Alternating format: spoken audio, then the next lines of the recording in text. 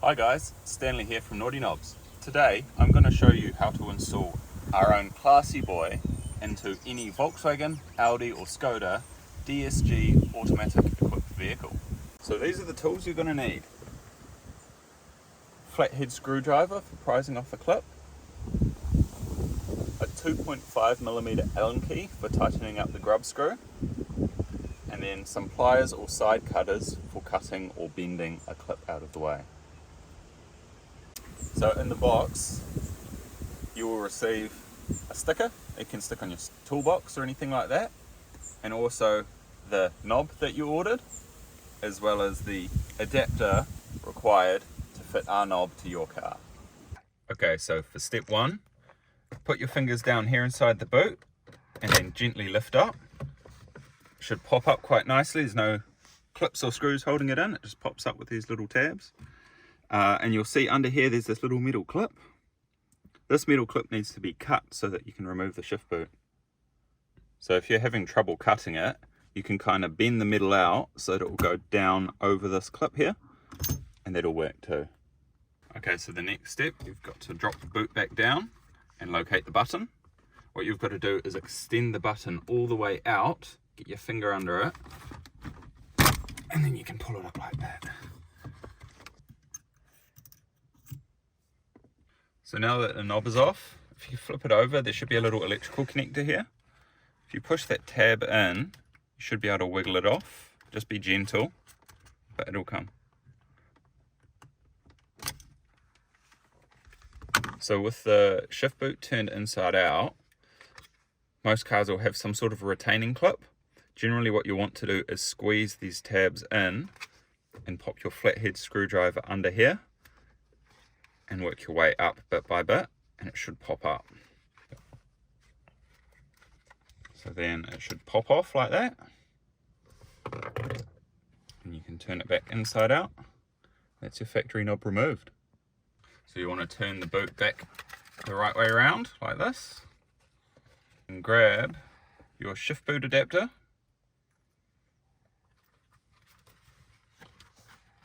and put the screw on the inside. And this sandwiches the shift leather boot and holds it up nice and tight up against the shifter. So getting this in is probably the most fiddly bit of the whole install. So take your time, make sure the screw's screwed in properly and it's not cross-threaded. And then you want the boot kind of tucked up nicely up under there. Then the next step, go and plug your electrical connector back in.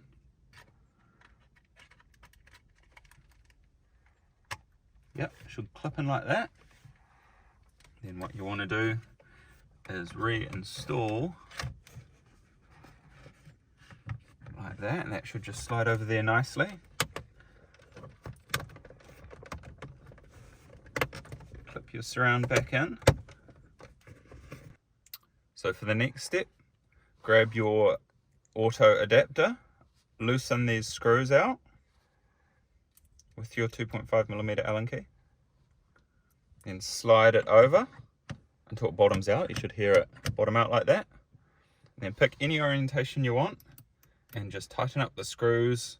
Not super tight, but tight enough that when they're tightened up,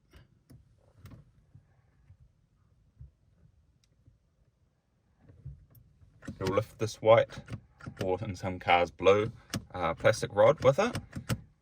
Then what you want to do, grab your shift knob and screw it all the way on till it bottoms out. Again, don't do it super duper tight. You just want it so that it bottoms out. See, it bottoms out about there. So you can see the logo is pretty good, so I guessed pretty well when I installed it.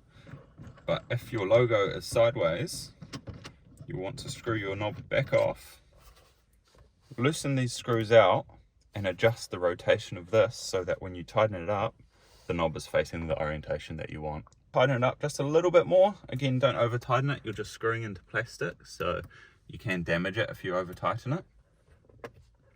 The next step is there's a little O-ring in here. So you want to put your fingers up under here and a hand on top and push and wiggle, and it should go in like that. And then finally, the satisfying bit, screw your knob it's on. So to use your new naughty knob shifter, what you do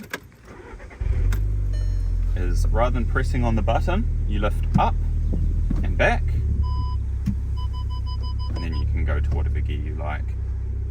So basically replacing the button is just lifting up and down.